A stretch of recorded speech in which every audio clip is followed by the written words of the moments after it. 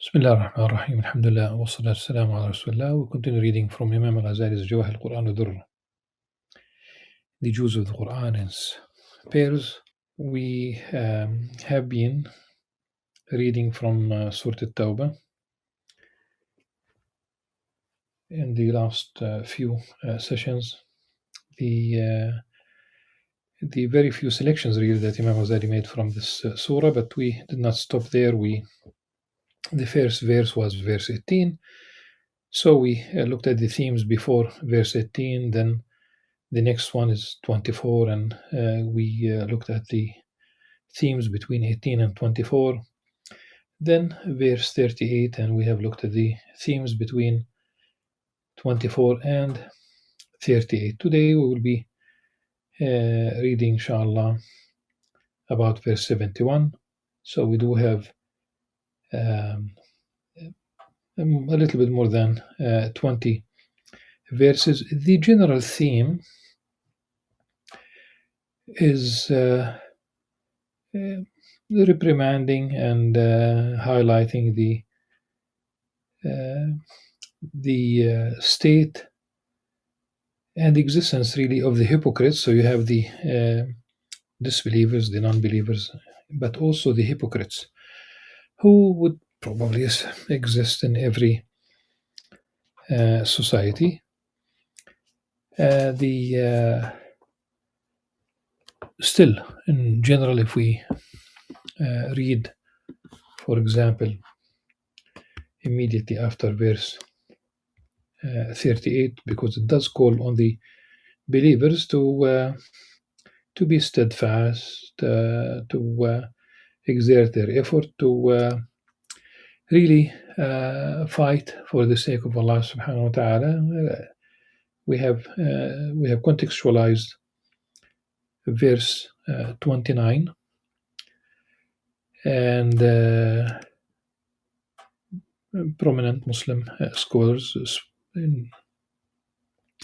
spoke about the right of Muslims to defend themselves if whether there's an attack on the people, attack on their lands, and a colonial project that aims at usurping their resources. At any rate, it's and we said that there's a Venn diagram, and not every fighting is jihad, and not every jihad is fighting. So in general, we said that if it's really external, then you can talk about jihad. If it's really intellectual, then it is ijtihad. And if it is in the heart, then it is mujahada. These are some of the immediate things that one could remember. Now, verse 30 itself, O believers, what is the matter with you, that when you are asked to march forth in the cause of Allah, you cling firmly to your land? We said that this is a metaphor for earthly things, that they have the gravitational forces. We don't talk about physics. We talk about one being attached so much to family, business, anything other than so fear of losing things. It could be cowardice. It could be. Do you prefer the life of this world over the hereafter? We said that no matter how long this life is, mathematically, if you divide it by infinity, it is practically zero. The enjoyment of this worldly life is insignificant compared to that of the hereafter. Now, 39. So it does say in 38, we talk about the Arabic. انفروا يا أيها الذين آمنوا ما لكم إذا قيل لكم انفروا في سبيل الله اثاقلتم الأرض. انفروا. Verse 39. إلا تنفروا. So it blames those who, once they are told to march forth in the cause of Allah, they cling firmly to the land. If you don't march forth, إِلَّا تَنْفِرُوا, and Nafir, it's not marching as a protest, it's not marching as a sport. It is really always in the context of defending something. If you don't, He, meaning Allah subhanahu wa ta'ala, will afflict you with a painful torment and replace you with other people. You are not harming Him in the least, of course not. And Allah subhanahu wa ta'ala is most capable of everything. If it doesn't really matter. If you, meaning the believers, do not support Allah subhanahu wa ta'ala, Allah subhanahu wa ta'ala does not need, just don't think that Allah subhanahu wa ta'ala needs your support. If you do any action, Imam Al-Ghazali says in the chapter on fear and hope, people will lead themselves, will go, will face a bleak end, they will perdition,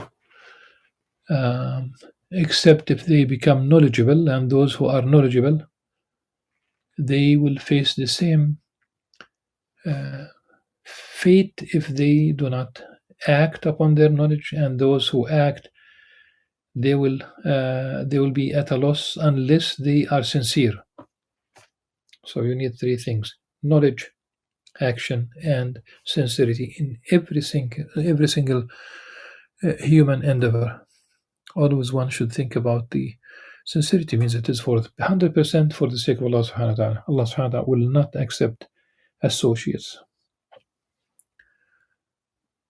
So, if you don't support Allah subhanahu wa ta'ala, or if you don't support the Prophet sallallahu alaihi wasallam, of course,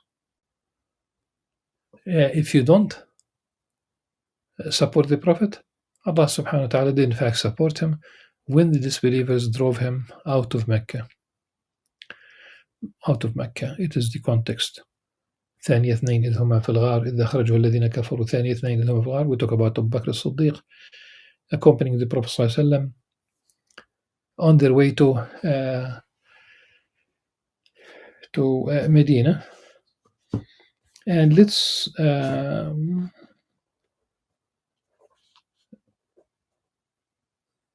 compare two events. Umar ibn Khattab radiallahu anhu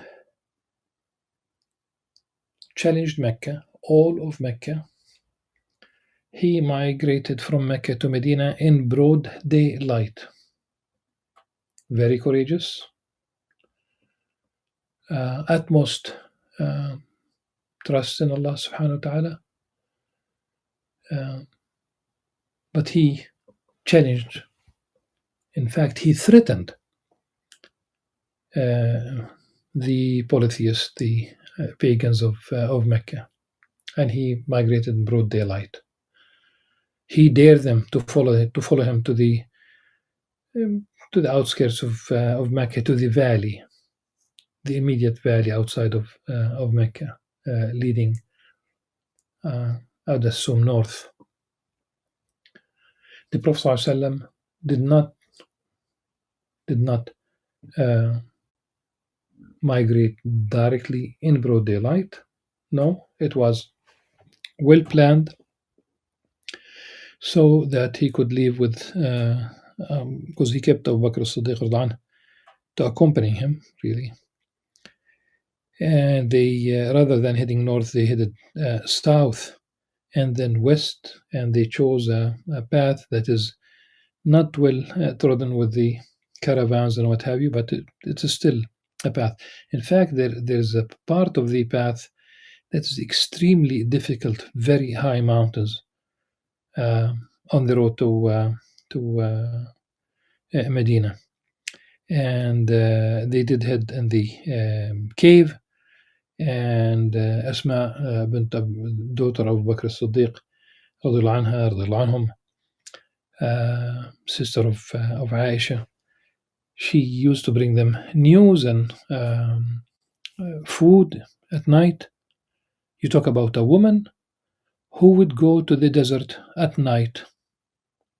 She's not taking Uber. There are no lights. There are no phones. So she would brave the she's definitely very courageous, and she would go to the Prophet ﷺ and her father Abu Bakr Siddiq, of course, with food, also news. And there was a shepherd of Abu Bakr Siddiq who would pass over their footprints, their steps with sheep, and to cover their footprints. And the Meccans did follow them. So there were people hunting, really. There were rewards. Now, why I'm comparing Umar ibn Khattab to the Prophet ﷺ? Umar is not more courageous than the Prophet ﷺ. But had the Prophet himself, rather than Umar, migrated in broad daylight, the Muslims, who were a small community, would follow suit, and this might really have led to killing those people. Or the Prophet ﷺ was still he came from an important tribe. They did plot against him ultimately, but still he was courageous, definitely. We know very well that in the battlefield, the companions would really fight behind, literally.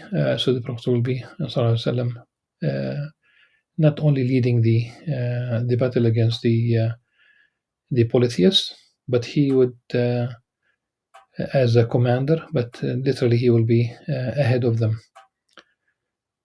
So it's about the Muslims. Until today, we look at the model of the Prophet ﷺ. We follow suit, and had he migrated in that fashion, it would have set forth an example for the Muslims. The same thing one might say, just to highlight this issue of the Prophet ﷺ being the model, the exemplary model for the Muslims. When he passed away, ﷺ, his shield was kept as collateral with a Jew, because the Prophet ﷺ took a loan. Now there were companions who were wealthy.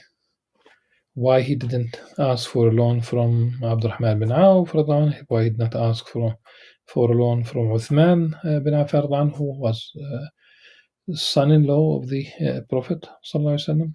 He was very wealthy, and he financed the Tabuk campaign. The issue is that the Prophet ﷺ wanted the Muslims to know that you could have such a relationship with the people of the book. That's very important to remember. So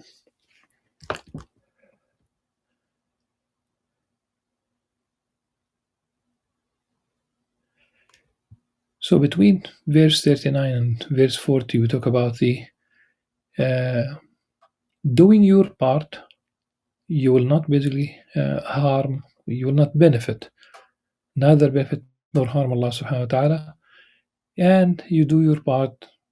If it's really about the Prophet ﷺ, then again, Allah subhanahu wa ta'ala did support him when the disbelievers drove him out of Mecca, as a context, and he was only one of two, he and Abu Bakr Siddiq. This also means that we should pay attention. Abu Bakr Siddiq was the first man to accept Islam. He offered all his money. He bought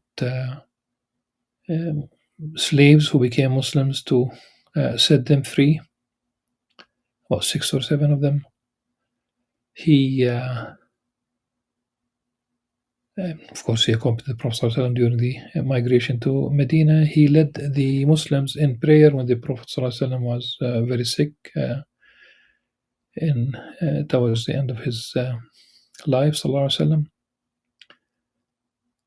So don't be surprised that he became and he was chosen. Let's remember, in the shed of the tribe of Bani Sa'ida, when the leaders of the Muslim community discussed amongst themselves who should basically be the head of state. This is not after the death of the Prophet ﷺ. This is not a theocracy. This is not a theocracy. And he was chosen at one point in the meeting. Umar al-Khattab asked Abu Bakr as-Siddiq to extend his hand. He shook his hand and pledged allegiance to Abu Bakr so that others would follow suit.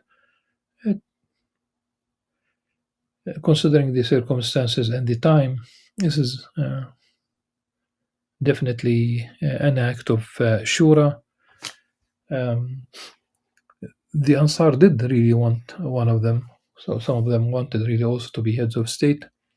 Definitely the Ansar also supported the immigrants, and I hope that we will get to the Muslim immigrants, the Muhajirun from Mecca. They supported them in a way that is unprecedented in history. They wanted to share everything with them.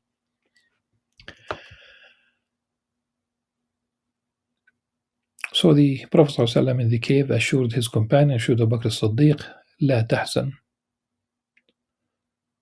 Allah subhanahu wa ta'ala is with us. Definitely Allah subhanahu wa ta'ala, verily Allah subhanahu wa ta'ala is with us. So Allah subhanahu wa ta'ala sent down his serenity, tranquility upon the Prophet, and he supported him with forces that you did not see, and made the word of the disbelievers lowest, while the word of Allah is supreme, and Allah is Almighty, all-wise.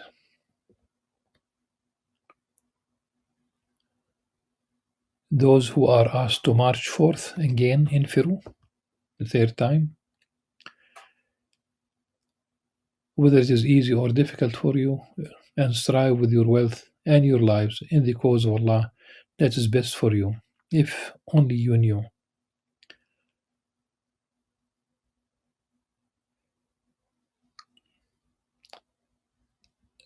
It does the Arabic, whether it's easy or difficult for you, خفافا وثقالا.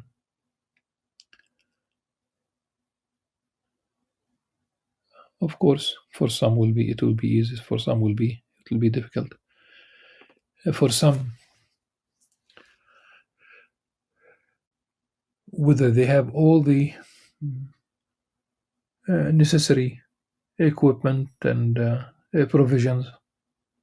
There were times when the Prophet ﷺ gathered the very little food that the Muslim army or the community, it depends where, but in this context here, the very little food, and he blessed the food, and it was sufficient for the army, but it was little. Had the gain عرض, like عروض التجار, had the gain been within reach and the journey shorter, they would have followed you. And they will pledge, they will take oath, they will swear by Allah subhanahu wa ta'ala, making excuses. The bottom line, they will make excuses. Had we been able, those who stayed behind, we would have certainly joined you. They are ruining themselves, and Allah knows that they are surely lying.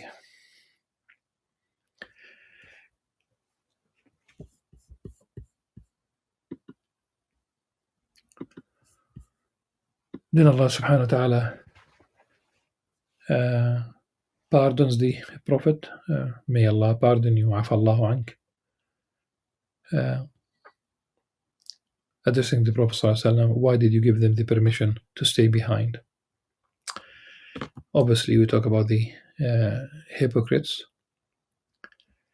Those who believe in Allah subhanahu wa ta'ala, those who believe in the Day of Judgment, they will not ask for a permission to exert their effort to strive with their wealth and their lives too.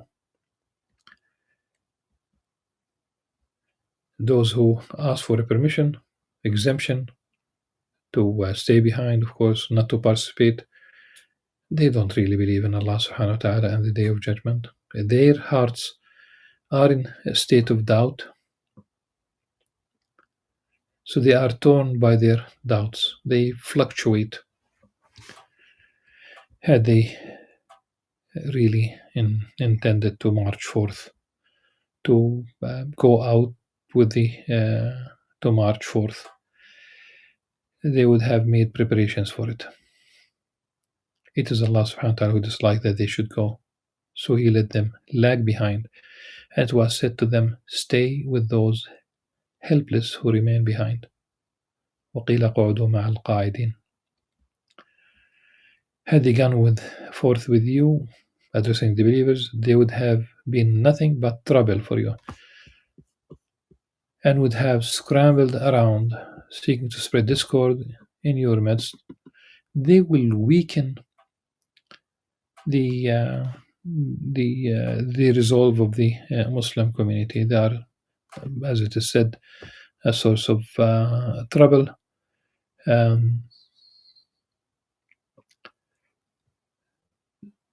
So it's better not to include those people.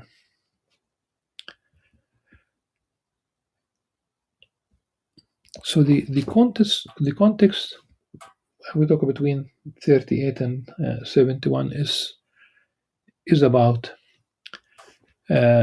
marching forth, about striving for the sake of Allah subhanahu wa ta'ala, and the what will be the either or for those who accompany the Prophet sallallahu alaihi wasallam, and those who strive to protect the community.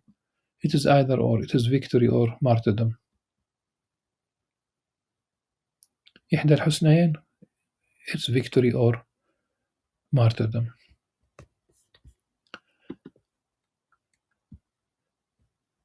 Say, addressing the Prophet ﷺ, whether you donate willingly or unwillingly, it will never be accepted from you, for you have been a rebellious people.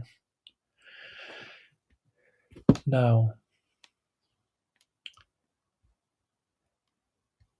verse 60, that's simply moving a little bit faster, skipping some of the verses.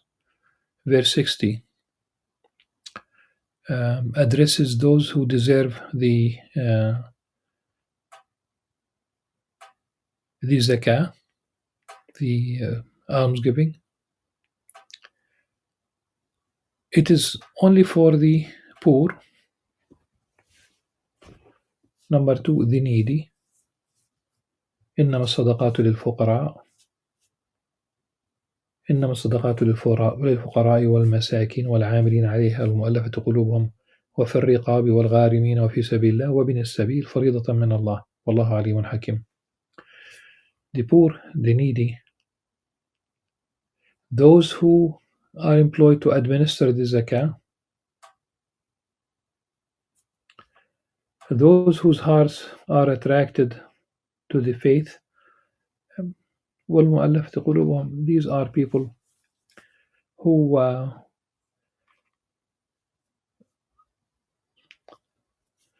in a position they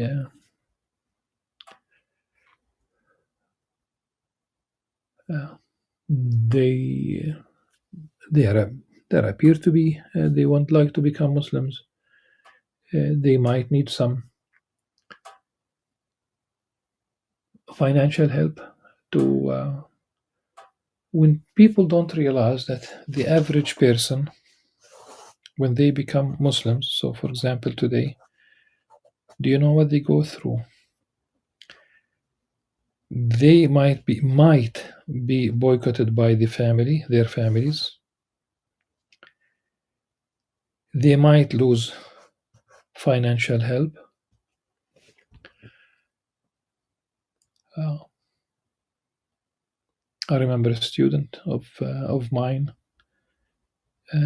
who she was worried about in the United States. She was worried about losing her uh,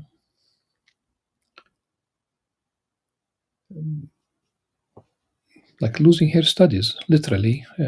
That her parents would not pay for her tuition at the university if they know that she became Muslim. So it depends who you are and what are your resources and how strong you are, and sometimes leaders of communities who become. Sometimes it's extremely difficult. I've watched a documentary in which a priest who led a church congregation, he became Muslim. Now, when he became Muslim, we don't talk about a physician, we don't talk about an engineer, we don't talk about a carpenter. We talk about there's not, there isn't much you can do with your previous expertise. So such people do need help. These are the, at least some of the مؤلفة قلوبهم. And freeing slaves of الرقاب. It's about the slaves. For those in debt, different levels. Say somebody who lost all his business, all the trade, somebody in debt. I hope that people will remember this and they would look for people in debt. It's especially when things are difficult in the context of inflation after disasters. It could be a massive fire, it could be an earthquake, it could be flooding, but it could also be war. How should we describe destroying the buildings, the homes of a whole society, whole segment of a society? Space side. People do need financial help.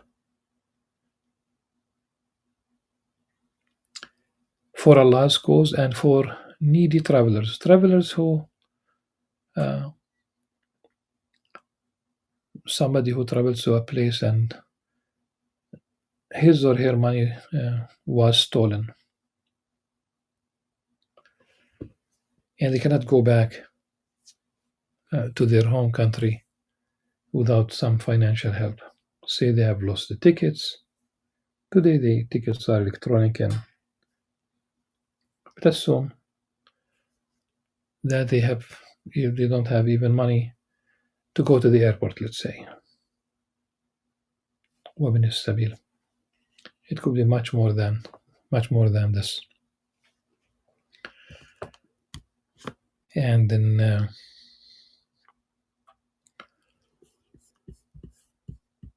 one can compare verses 67 to 71. 71 is the one that Imam Ghazali selected.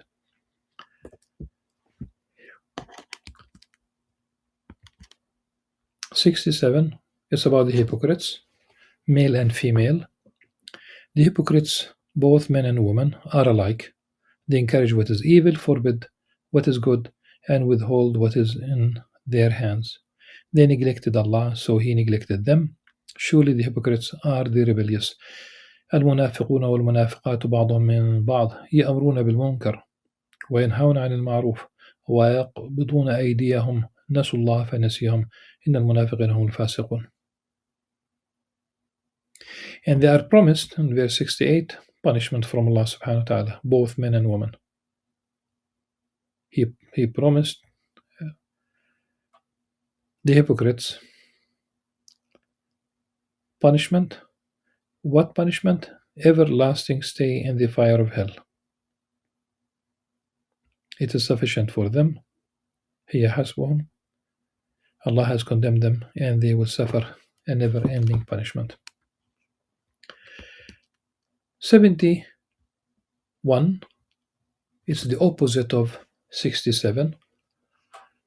والمؤمنون والمؤمنات بعضهم أولياء بعض يأمرون بالمعروف وينهون عن المنكر ويقيمون الصلاة ويؤتون الزكاة ويطيعون الله ورسوله أولئك سيرحمهم الله إن الله عزيز حكيم. The believers, both men and women, are guardians of one another. They encourage good and forbid evil. For the hypocrites, the order was they advocate, they encourage evil, and they prohibit good. So the believers, men and women, establish prayer and pay almsgiving. They encourage the good, they advocate the good, and they prohibit evil, and they obey Allah subhanahu wa ta'ala and His Messenger. It is they who will be shown Allah's mercy. Surely Allah is Almighty. Their reward from Allah subhanahu wa ta'ala, what He promised them, He promised the believing men and women, the mu'mineen and mu'minat, He promised them gardens under which rivers flow,